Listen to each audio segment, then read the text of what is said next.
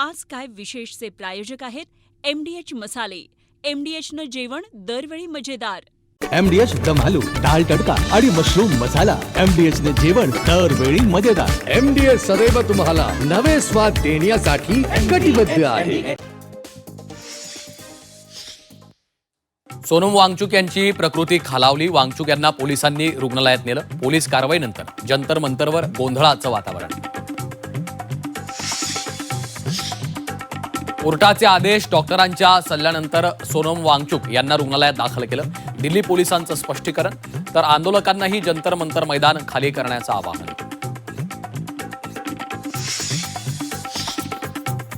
केंद्र सरकारकडनं वांगचुक यांचं आंदोलन दडपण्याचा प्रयत्न. ठाकरेंच्या नेत्या सुषमा अंधारेंचा आरोप, तर सरकार असंवेदनशील आणि भावनाशून्य असल्याचा दमानी यांचा घणाघात.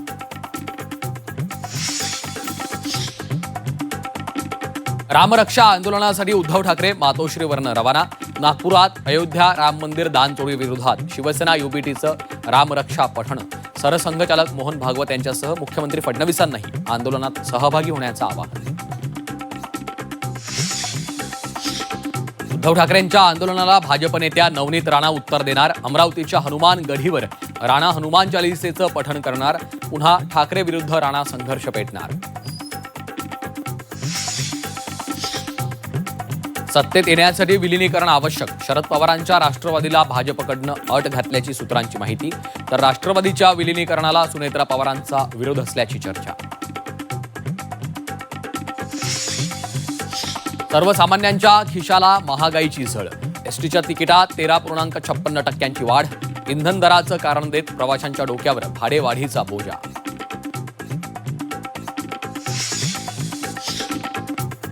राज्यातील डॉक्टर सोमवारी संपावर. कल्याण डोंबिवलीतील डॉक्टरला झालेल्या मारहाणीविरोधात एल्गार. मुजोर नगरसेवक रमेश म्हात्रेवर कठोर कारवाईची मागणी. आरोग्य सेवा कोलमडण्याची शक्यता.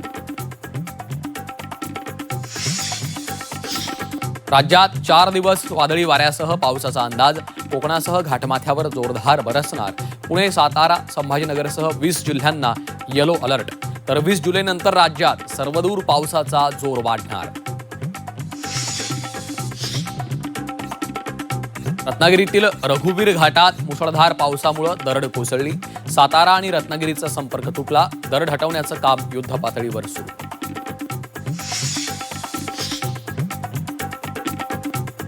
अर्ध्या देशात पुन्हा दाटले मान्सूनचे ढग. देशातील 50 ते 60% भागात ढगांची दाटी.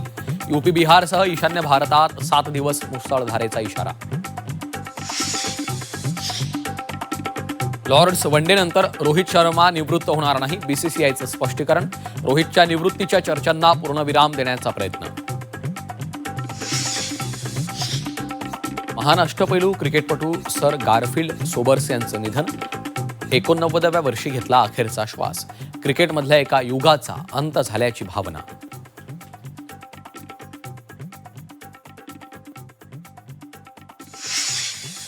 नमस्कार, मी श्रीकांत घुले. आज काय विशेष या बातमीपत्रात तुम्हा सर्वांचं पुन्हा एकदा स्वागत.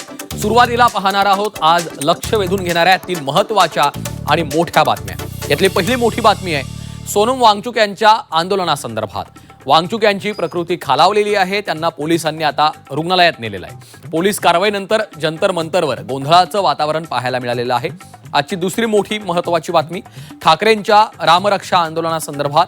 मुख्यमंत्री फडणवीसांच्या होमग्राऊंडवर आज ठाकरेंचं आंदोलन पार पडणार आहे. अयोध्येतील राम मंदिरातील दान चोरी विरोधात शिवसेना युबीटीकडनं रामरक्षा पठण केलं जाणार आहे. सरसंघचालक मोहन भागवत यांच्यासह मुख्यमंत्री फडणवीसांनी देखील आंदोलनात सहभागी व्हावं असं आवाहन ठाकरेंनी केलेलं आहे. तर आजची तिसरी लक्षवेधी बातमी म्हणजे राष्ट्रवादी काँग्रेसच्या विलिनीकरणासंदर्भातली. सत्तेत येण्यासाठी विलिनीकरण आवश्यक आहे अशी अट शरद पवारांच्या राष्ट्रवादीला भाजपनं घातल्याची माहिती सूत्रांकडनं प्राप्त झाली आहे. तर राष्ट्रवादीच्या विलिनीकरणाला सुनेत्रा पवारांचा विरोध असल्याची चर्चा देखील असल्याचं बोललं जात आहे. आजच्या या 3 महत्त्वाच्या आणि मोठ्या बातम्या आपण पाहतो आहे.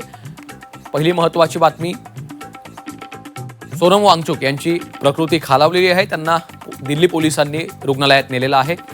दुसरी महत्त्वाची बातमी, शिवसेना ठाकरे पक्ष रामरक्षा पठण करणार आहे. त्याकडे देखील लक्ष लागलेलं आहे. कारण ठाकरेंच्या शिवसेनेनं मुख्यमंत्री देवेंद्र फडणवीसांना देखील यामध्ये सहभागी होण्याचं आवाहन केलेलं आहे.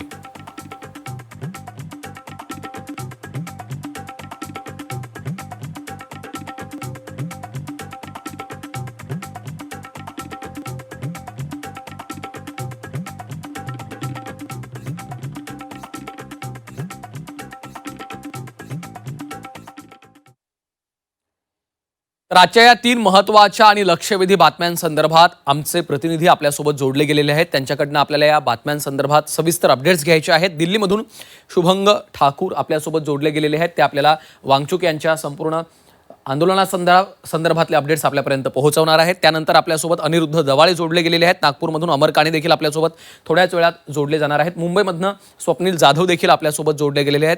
सत्तेसाठी राष्ट्रवादीच्या विलिनीकरणाची जी अट घातलेली आहे त्या संदर्भात स्वप्नील यांच्याकडनं आपल्याला सविस्तर अपडेट्स घ्यायचे आहेत. सुरुवात करूयात पहिल्या एका महत्त्वाच्या आणि मोठ्या बातमीनं. सोनम वांगचुक यांची तब्येत खालावलेली आहे. त्यांना रुग्णालयात दाखल केलेलं आहे. पोलिसांच्या कारवाईनंतर उपोषणस्थळी गोंधळ झालाय.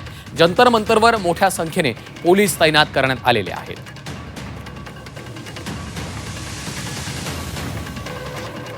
सोनम वांगचुक यांची तब्येत खालावलेली आहे. त्यांना रुग्णालयात दाखल करण्यात आलेलं आहे. पोलिसांच्या कारवाईनंतर आता उपोषणस्थळी मोठा गोंधळ झाल्याचं चित्र आपल्याला पाहायला मिळतंय. ही दृश्य आहेत जेव्हा सोनम वांगचुक यांना रुग्णालयात नेण्यात आलं. पोलिसांचा एक मोठा फौजफाटा आपल्याला या जंतर मंतराच्या संपूर्ण परिसरामध्ये पाहायला मिळतोय. पोलिसांनी ही कारवाई केल्यानंतर उपोषणस्थळी एक मोठा गोंधळ देखील झालेला आहे. मोठ्या संख्येने पोलीस त्या ठिकाणी तैनात करण्यात आलेले आहेत. मात्र कोर्टाच्या निर्णयानुसार आदेशानुसारच ही कारवाई असल्याचं दिल्ली पोलिसांनी स्पष्ट केलेलं आहे.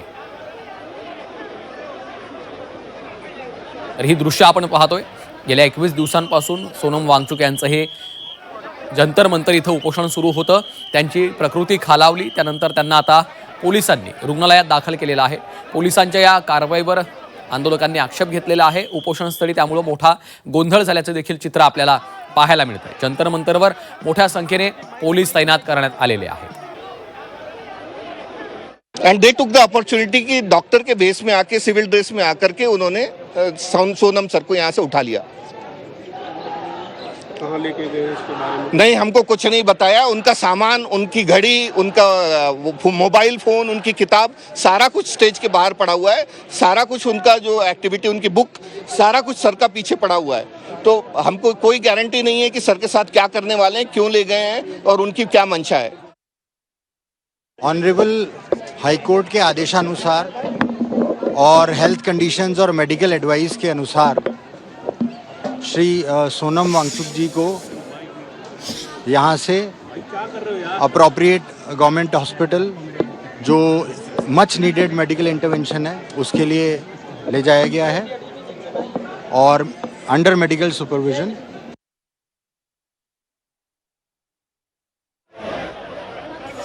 तर कोर्टाचे आदेश आल्यानंतर वैद्यकीय सल्ल्यानुसारच ही कारवाई केल्याचं पोलिसांनी सांगितलेलं आहे. डॉक्टरांच्या सल्ल्यानुसार वांगचुक यांना रुग्णालयात नेलेलं आहे. जंतर मंतरवरील कारवाईवर दिल्ली पोलिसांनी हे स्पष्टीकरण दिलेलं आहे. तर आंदोलकांना जंतर मंतर मैदान खाली करण्याचं देखील पोलिसांकडून आवाहन करण्यात आलेलं आहे. याला आता आंदोलकांकडनं काय प्रतिसाद मिळतो याकडे देखील लक्ष लागलेलं आहे. गेल्या 21 दिवसांपासून सोनम वांगचुक यांचं हे उपोषण सुरू होतं. त्यांची प्रकृती खालावल्यामुळंच आम्ही कोर्टाच्या आदेशानुसार आणि वैद्यकीय सल्ल्यानुसार कारवाई केल्याचं दिल्ली पोलिसांनी आता स्पष्ट केलेलं आहे. तर डॉक्टरांच्या सल्ल्यानंतर वांगचुक यांना रुग्णालयात नेलेलं आहे. त्या ठिकाणी त्यांच्यावर उपचार केले जातील असंही पोलिसांनी सांगितलं.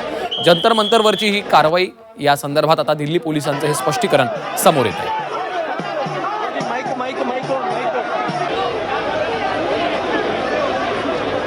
आणि थेट जाऊयात दिल्लीमधून आमचे प्रतिनिधी शुभंग ठाकूर आपल्यासोबत जोडले गेलेले आहेत. शुभंग, आपण पाहतोय खरं तर गेल्या 21 दिवसांपासून सोनम वांगचुक यांचं हे उपोषण सुरू होतं. अखेर त्यांची प्रकृती खालावली, त्यामुळे त्यांना रुग्णालयात नेत असल्याचं स्पष्टीकरण दिल्ली पोलिसांनी दिलेलं आहे. काय या संदर्भातली अधिकची माहिती आहे? इस वक्त हम दिल्ली के जंतर मंतर पर मौजूद है, जहां पर आज सीजेपी का जो प्रोटेस्ट था उस दौरान सुबह के समय सोनम वांगचुक को यहाँ से ले जाया गया है. अगर तस्वीर में आपको दिखाऊं तो आप देख सकते हैं किस तरीके से जो भीड़ है, जो प्रदर्शनकारी है, वो एकदम से यहाँ पर उग्र हो रहे हैं और मीडिया पर भी हमला कर रहे हैं, कहीं ना कहीं पुलिस पर भी हमला कर रहे हैं.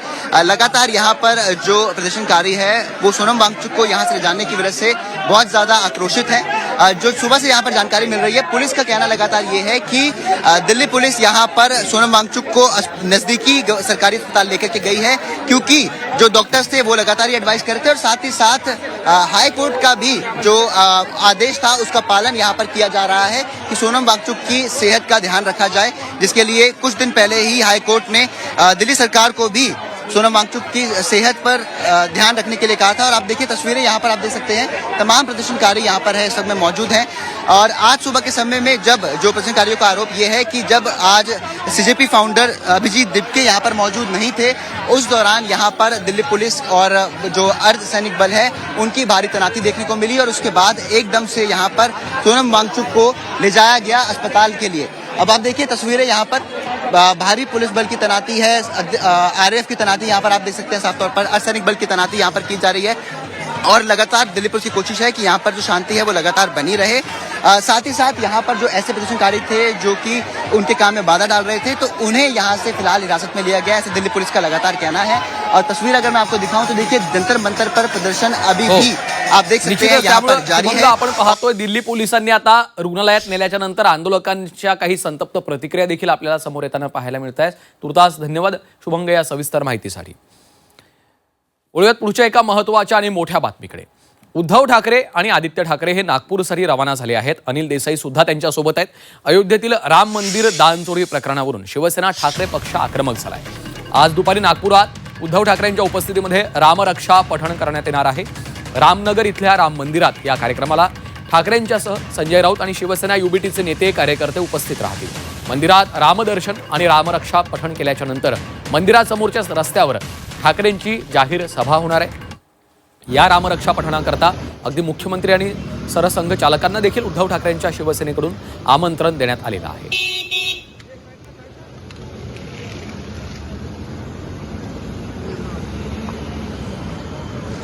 आणि थेट जाऊयात, आमचे प्रतिनिधी अमर काणी सध्या आपल्यासोबत जोडले गेलेले आहेत। अमर, मुख्यमंत्र्यांच्या होम ग्राउंडवर आज ठाकरेंकडनं रामरक्षा पठण केलं जाणार आहे, त्यांची एक जाहीर सभा देखील होणार आहे। काय कशा पद्धतीने आजचा दिवसभराचा कार्यक्रम असणार आहे? अगदी बरोबर आहे। आपण आता थेट दृश्य रामनगर येथील राम मंदिराची बघतो। प्रभू श्रीरामांची ही मूर्ती इथेच येऊन उद्धव ठाकरे स्वतः दर्शन घेतील। सुंदर अशी आरास संपूर्ण मंदिरात, गर्भगृहामध्ये आणि आजूबाजूच्या परिसरात करतोय।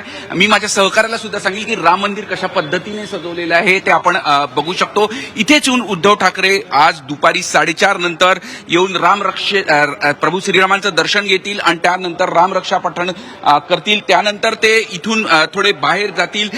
इथे रामरक्षा पठण झाल्यानंतर बाहेर येऊन ते इथे खास स्टेज व्यासपीठ लागलेलं आहे, त्या व्यासपीठावर जाऊन दर्शन सुद्धा घेतील। आपण या संपूर्ण परिसरामध्ये जाऊन ते दर्शन सुद्धा घेतील। एकदम जोरदार अशी तयारी केलेली आहे संपूर्ण राम मंदिर परिसरामध्ये। अजूनही फुलांचे आरास दिसत आहे, इथे वेगवेगळे कटआउट्स लागले आहेत। सगळ्यात महत्वाचं म्हणजे व्यासपीठाच्या जवळ जे कटआउट लागले आहे ते बाळासाहेब ठाकरे, हिंदू हृदय सम्राट बाळासाहेब ठाकरे यांचं कटआउट लागलं आहे। आणि 22 तारखेला एक महायज्ञ लक्ष्मी निवाससह देवेंद्र फडणवीस यांच्या वाढदिवसाच्या निमित्ताने भाजपाकडून सुद्धा लागलेलं आहे। सभेची तयारी बाहेरच्या परिसरात आहे। पावसाला नागपुरात सुरुवात झालेली आहे आणि जोरदार अशी तयारी उद्धव ठाकरे सेनेकडून करण्यात आली आहे। खरं तर नागपूर म्हटलं की आपण समजू शकतो की एकीकडे देवेंद्र फडणवीस यांचं होम ग्राउंड, राष्ट्रीय स्वयंसेवक संघाचं मुख्यालय आणि या सगळ्या पार्श्वभूमीवर नागपुरात हे संपूर्ण आयोजन होताना दिसून येत आहे। निश्चितच अमर, त्यामुळे आज दिवसभरातल्या या संपूर्ण घडामोडींकडे आपलं लक्ष असणारच आहे। तुर्तास धन्यवाद या सविस्तर माहितीसाठी। तर नागपूरमध्ये शिवसेना ठाकरे पक्षानं जोरदार बॅनरबाजी देखील केली आहे। रामरक्षा आंदोलनाच्या पार्श्वभूमीवर बॅनरबाजी करण्यात आली आहे। अयोध्येतील राम मंदिर दानचोरी विरोधात नागपुरात शिवसेना युबीटीच्या वतीनं आज रामनगर राम मंदिरामध्ये रामरक्षा पठण होणार आहे। उद्धव ठाकरे यांच्यासह सर्व प्रमुख नेते या रामरक्षा पठणाच्या वेळेस उपस्थित राहणार आहेत। यावेळी राम मंदिराच्या गेटलगत शिवसेना ठाकरे पक्षानं शिवसेना प्रमुख बाळासाहेब ठाकरेंचे देखील बॅनर लावलंय। मंदिरात रामरक्षा पठण केल्याच्या नंतर सभेच्या दृष्टीने देखील तयारी केली आहे।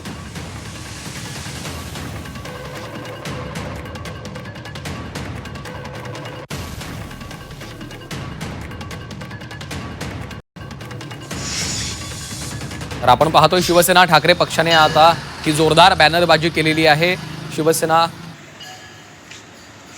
नागपुरात। तर दुसरीकडे एकीकडे नागपूरमध्ये ठाकरेंच्या विरोधात देखील बॅनरबाजी करण्यात आलेली आहे। बाळासाहेब ठाकरे यांचे मोठे कटआउट्स देखील आपल्याला लावलेले पाहायला मिळत आहेत। तर नागपूरमध्ये आता ठाकरेंच्या विरोधात बॅनरबाजी करण्यात आलेली आहे। ही दोन महत्त्वाची दृश्य आपण पाहतो।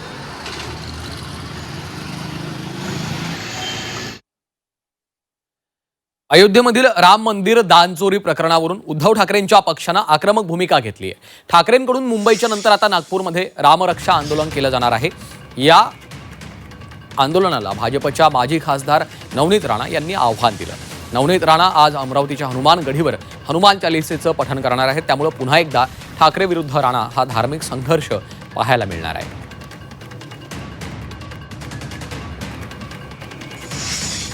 की जेव्हा अयोध्यामध्ये रामललाचं मंदिर भव्य, जे पूर्ण विदेशापासून देशापासून सगळे भक्तगण तिथे गेले होते, तर जनाब उद्धव ठाकरेजी कुठे लपले होते? पक्ष बर्बाद झाल्यानंतर, आमदार सगळे गेल्यानंतर, खासदार सगळे गेल्यानंतर जनाब उद्धव ठाकरेजींना रामललाची आठवण आली, राम रक्षाची आठवण आली, हनुमान चालिसाची आठवण आली. तर जनाब उद्धव ठाकरेजी उत्तर द्या की जेव्हा अयोध्यामध्ये एवढा भव्य मंदिरचं सगळे लोक तिथे गेले, तर तुम्ही दर्शनाला का नाही गेले? त्याच्यावर उत्तर द्या. आतापर्यंत गेले का उद्धव ठाकरेजी? आणि या संदर्भात अधिकचे अपडेट्स घेऊयात. आमचे प्रतिनिधी अनिरुद्ध दवाळे सध्या आपल्यासोबत आहेत. अनिरुद्ध, आपण पाहतोय पुन्हा एकदा ठाकरे विरुद्ध राणा असा हा संघर्ष उफाळण्याची शक्यता आहे. यापूर्वी देखील मातोश्रीच्या बाहेर नवनीत राणा यांनी हनुमान चालिसेचं पठण केलेलं होतं आणि त्यानंतर आता हा पुढचा टप्पा. नक्कीच. आता जर पाहिलं तर अयोध्येतील दानचोरी प्रकरणावर उद्धव ठाकरे चांगलेच आक्रमक झालेले आहेत. उद्धव ठाकरे यांनी जे आहे ते आता रामरक्षा पठणाचा जो आहे तो पाठ लावलेला आहे. आधी मुंबई आणि आता आज जे आहे ते उद्धव ठाकरे नागपूरमध्ये रामरक्षा पठण करणार आहे आणि त्यांच्याच्या रामरक्षा पठणाला भाजप नेत्या नवनीत राणा यांनी जे आहे ते प्रत्युत्तर देणार आहे. आज अमरावतीमध्ये नवनीत राणा ज्या आहेत त्या हनुमानगडी येथे हनुमान चालिसेचं जे आहे ते पठण करणार आहे आणि त्यामुळे अमरावतीच्या हनुमानगडी येथे मोठ्या प्रमाणात भाजपचे जे कार्यकर्ते आहेत ते आता जमायला सुरुवात झालेली आहे. आज दुपारी 2 वाजल्यानंतर हे हनुमान चालिसा पठण जे आहे ते नवनीत राणांच्या नेतृत्वात हनुमानगडी येथे पार पाडणार आहे. उद्धव ठाकरे यांचंही जे रामरक्षा पठण आहे ते नागपुरात दुपारी 2 नंतर होणार आहे आणि त्यामुळे एकाच वेळी हे दोनही ठिकाणी हनुमान चालिसा आणि रामरक्षा पठण होणार असल्याचं बोललं जात आहे. सध्या जर पाहिलं तर सध्या हनुमानगडी येथे मोठ्या प्रमाणात हनुमान चालिसा पठणाची तयारी सुरू असल्याचं पाहायला मिळत आहे आणि सध्या जर पाहिलं तर उद्धव ठाकरे यांच्या रामरक्षा पठणासाठी संपूर्ण विदर्भातून जे शिवसैनिक आहेत ते नागपूरमध्ये दाखल होत आहे. उद्धव ठाकरे जेव्हा मुख्यमंत्री होते तेव्हा त्यांच्या घरासमोर हनुमान चालिसा पठण करण्यासाठी राणा दाम्पत्य हे मुंबईला गेलं होतं. मात्र त्यांना कुठल्याही प्रकारे हनुमान चालिसाचं जे आहे ते पठण करू दिलं नाही. त्यानंतर त्यांच्यावर राजद्रोहासारखे गुन्हे दाखल करून त्यांना 14 दिवस जेलमध्ये जे आहे ते टाकण्यात आलं होतं आणि त्यानंतर राणा विरुद्ध ठाकरे हा वाद मोठ्या अर्थाने सुरू झालेला होता आणि या वादाचा आता दुसरा अंक जो आहे तो आता पाहायला मिळत आहे आणि त्यामुळे हा वाद नेमका कोण्या दिशेने जातो याकडे आता सर्व राज्याचं लक्ष लागल्याचं पाहायला मिळत आहे. निश्चितच वादाचा हा दुसरा अंक आहे. त्यामुळे आजच्या दिवसभरातल्या सर्व घडामोडींकडे आपलं लक्ष असेलच. तुर्तास धन्यवाद अनिरुद्ध या सविस्तर माहितीसाठी. और पुढची एक महत्त्वाची बातमी समोर येते.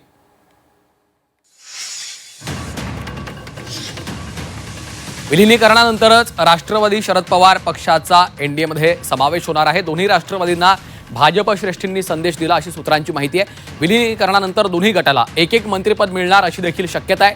विलिनीकरणाला सुनेत्रा पवारांचा विरोध असल्याचं बोललं जात आहे.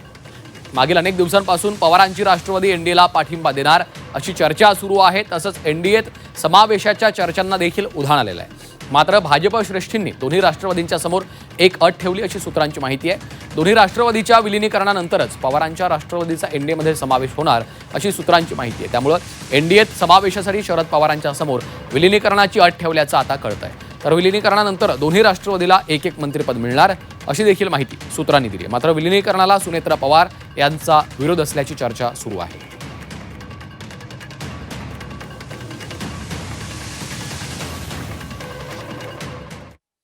आणि थेट जाऊयात आमचे प्रतिनिधी स्वप्नील जाधव आपल्यासोबत सध्या जोडले गेलेले आहेत. स्वप्नील, आपण पाहतोय की गेल्या काही दिवसांपासून राष्ट्रवादी काँग्रेसच्या विलिनीकरणासंदर्भातल्या चर्चा सुरू आहेत. मात्र आता एक नव्यानं त्यामध्ये अपडेट अशा पद्धतीची येते की त्यांच्यासमोर एक अट घालण्यात आलेली आहे. ही अट नेमकी काय आहे आणि यानंतर आता कशा पद्धतीनं यावर राजकीय प्रतिक्रिया उमटत आहेत?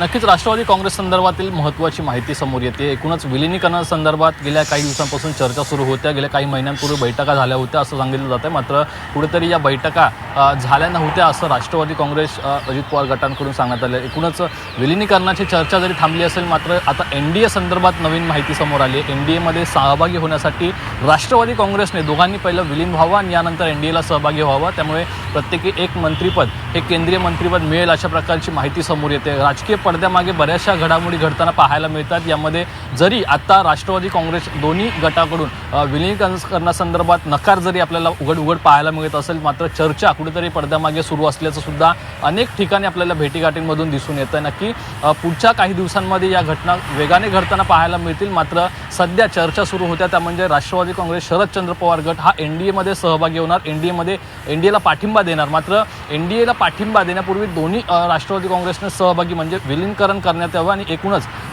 एक पक्ष म्हणून NDAमध्ये सहभागी व्हावं असं भाजपच्या पक्षश्रेष्ठींचं मत आहे. मात्र या मताला दोन्ही राष्ट्रवादी काँग्रेसकडनं हिरवा कंदील दिला जातो का किंवा या मतावरती एकमत होतं का हे पाहणं महत्त्वाचं आहे. मात्र एकीकडे बघितलं तर राष्ट्रवादी काँग्रेस अजित पवार गटाच्या मुख्य नेत्या आणि राज्याचे उपमुख्यमंत्री सुनेत्र पवार यांचा मात्र याला स्पष्ट नकार आहे. हा नकार मावळतो का आणि एकूणच राष्ट्रवादी काँग्रेसमधील जे वरिष्ठ नेते आहेत हा नकार मावळण्यासाठी कोणते प्रयत्न करतात हे पाहणं महत्त्वाचं आहे. मात्र जर दोन्ही राष्ट्रवादी एकत्र येत असेल तर राजकीय समीकरणं ही बदलण्याची शक्यता आहे. कारण केंद्रामध्ये आता अधिवेशन सुरू होतं. अर्थातच स्वप्नील, खरं तर दोन्ही राष्ट्रवादी एकत्र आल्यास त्याचा राज्याच्या राजकारणावर देखील एक मोठा परिणाम होण्याची शक्यता वर्तवली जाते. तुर्तास धन्यवाद स्वप्नील या सविस्तर माहितीसाठी. पाहूयात पुढची एक महत्त्वाची बातमी. महायुतीच्या नेत्यांना आता महामंडळ वाटपाची प्रतीक्षा आहे. मे मध्ये फॉर्म्युला ठरला मात्र अद्यापही वाटप झालं नाहीये. जुलै अखेरपर्यंत तरी महामंडळांचं वाटप होणार का असा सवाल विचारला जातोय. महामंडळासाठी महायुतीमध्ये 48-29-20 असा फॉर्म्युला ठरलाय. भाजप 48, शिवसेना 29, राष्ट्रवादी 20% महामंडळाचं वाटपाचं सूत्र ठरलेलं आहे अशी देखील माहिती आहे. तर मे मध्ये या संदर्भातला फॉर्म्युला ठरलाय मात्र अद्यापही वाटप झालेलं नाहीये. महायुतीच्या नेत्यांना आता महामंडळाच्या वाटपाची प्रतीक्षा लागलेली आहे. ओम देशमुख आमचे प्रतिनिधी फोनलाईनवरनं आपल्यासोबत आहेत. ओम, आपण पाहतोय मे मध्ये हा फॉर्म्युला ठरला होता मात्र अद्यापही वाटप झालं नाही असं समजतंय.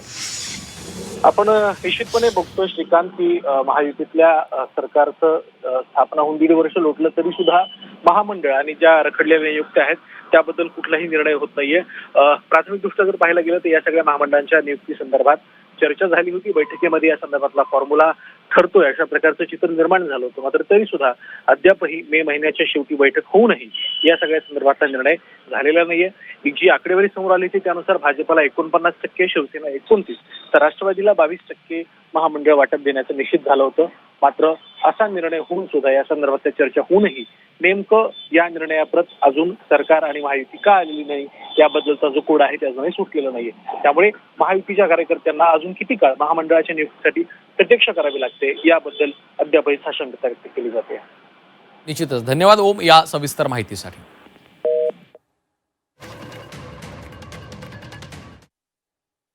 पाहूयात पुढची बातमी. रवींद्र धंगेकर आणि त्यांच्या पत्नीनं कोर्टामध्ये धाव घेतलेली आहे. अटकपूर्व जामिनासाठी त्यांनी अर्ज दाखल केलाय. सोमवारी अटकपूर्व जामिनावर सुनावणी होणार आहे. स्वारगेट पोलीस जामीन अर्जावर त्यांचं म्हणणं मांडणार आहेत. कंत्राटदाराच्या आत्महत्ये प्रकरणाशी संबंध नसल्याचं धंगेकर यांनी स्पष्ट केलेलं आहे. तर द्वेषापोटी खोट्या गुन्ह्यात आपल्याला अडकवलं जातंय असा आरोपही धंगेकरांनी केला आहे.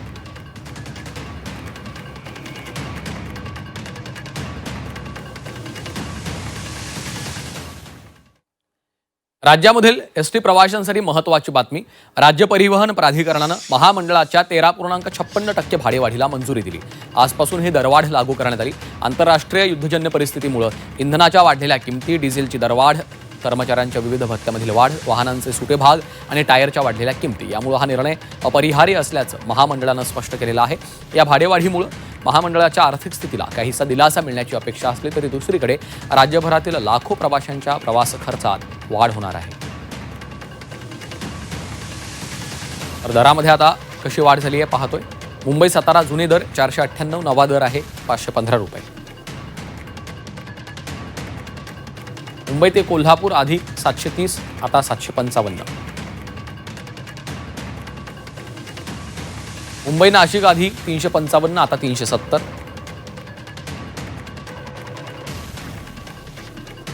मुंबई धुळे जुने दर 664, नवे दर 685. मुंबई चिपळूण 498, जुना दर, नवा दर आहे 515 रुपये.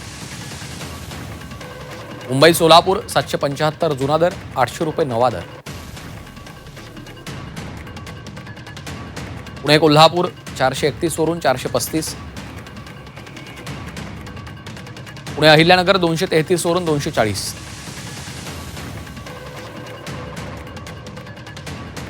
पुणे संभाजीनगर 454 रुपये लागायचे, आता 470 रुपये लागणार आहेत. पुणे सोलापूर 465 रुपयांवरून 480 रुपयांवर. नाशिक पुणे 410 वरून 425 वर.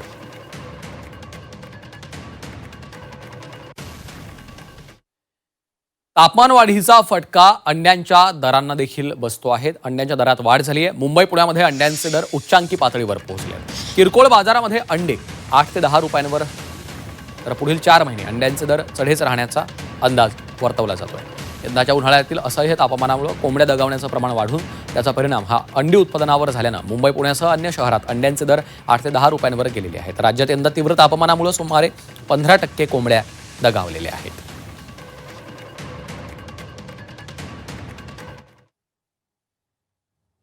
गणेशोत्सव काळातील कोकण रेल्वे तिकिटांचं आरक्षण अवघ्या 3 मिनिटात फुल झालं. गणेशोत्सवाला अद्याप 2 महिने असतानाच कोकण रेल्वेच्या आरक्षणासाठी मोठी गर्दी झालेली आहे. रेल्वे गाड्यांचं आरक्षण सुरू होताच 3 मिनिटांमध्ये रिग्रेट असा संदेश येत असल्यानं प्रवाशांनी नाराजी व्यक्त केली आहे. दरवर्षी प्रचंड प्रवासी मागणी असून देखील अतिरिक्त गाड्या किंवा क्षमता कायमस्वरूपी वाढवण्याबाबत ठोस उपाययोजना होत नसल्याने कोकणवासीय नाराज आहेत. आता विशेष गाड्यांच्या घोषणेकडे हजारो कोकणवासियांचं लक्ष लागलेलं आहे.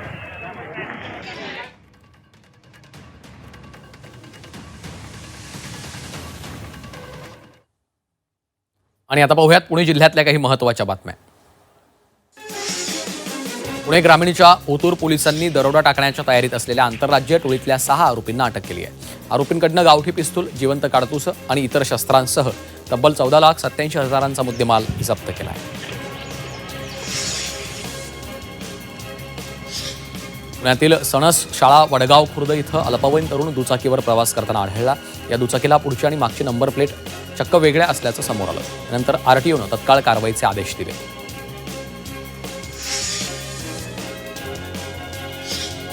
पुणे शहर पोलिसांनी हरवलेले मोबाईल शोधून काढण्याच्या मोहिमेत मोठं यश मिळवलंय. पोलिसांनी तब्बल 158 हरवलेले मोबाईल शोधून त्यांच्या मूळ मालकांना परत केलेत. या मोबाईलची एकूण किंमत सुमारे 29,39,000 रुपये इतकी आहे.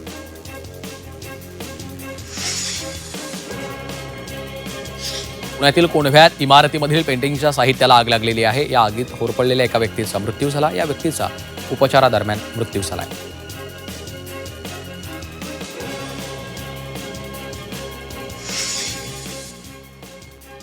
आणि आता पाहूयात नाशिक जिल्ह्यातल्या काही महत्त्वाच्या बातम्या.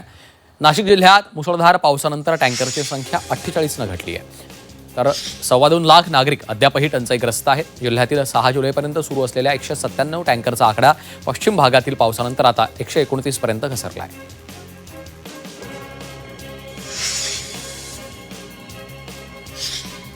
नाशिक शहरात HSRP अनिवार्य केल्यानंतर देखील दर महिन्याला 100हून अधिक दुचाकींची चोरी होतीये.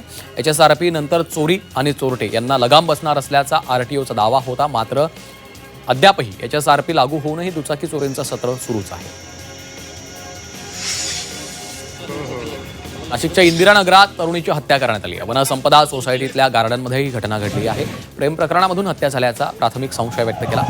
या प्रकरणामध्ये आता पोलीस अधिकचा तपास करतात.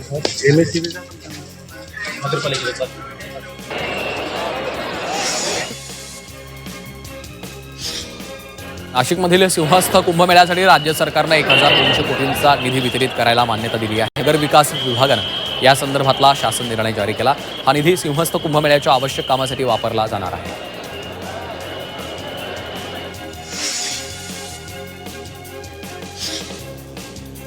एसटी महामंडळाच्या नाशिक प्रादेशिक कार्यालयाच्या अंतर्गत विविध आगारामधील 29 आगार व्यवस्थापकांच्या बदल्यांचे आदेश जारी करण्यात आलेत. काही दिवसांपूर्वीच 12 अधिकाऱ्यांवर निलंबनाची कारवाई झालेली असताना आता या फेरबदलानं मोठी खळबळ उडाली आहे.